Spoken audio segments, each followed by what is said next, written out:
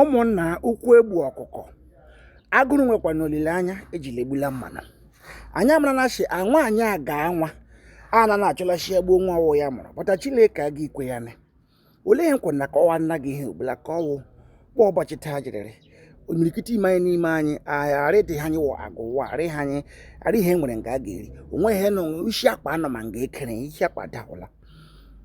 mana so long as anyị gbaga mbọ lee ekpere Chineke na-anwa ịgba mbọ ọkwa na onye parala onye ike na onye parala ọgụ bụ ime ubi onye je mara ọhịa nke onye ịgbakwa mbọ ụdịrị iche iche kekwa ka gị ji mobile phone gị achọkpa iji nwe ọrụ ụfọdụ ka gị wee application achọkpa iji nwe ọrụ ụfọdụ ka gị kochara skuul achọghị ime onwe gị ọwa ịmụkọ ọrụ mana ghara ike ịkpata ghara okwu ejila egbula ọkụkọ gbabjiri gwa gị ghara ihe na agụụ bọrọchi nwekwa n'olileanya o jila egbula mmanụ so long as ime ka ihe ịmara na shi one day hustle go pay indeed it will pay. Ị nọ na ihe m gwara gị ya fọrọ m shima agbaela gị izu o nwere ndị manwụ nwere okwu ma shima agbaela gị izu na jema jiri ụwa nwayọ kpama ejikwa agwa gị nọkwala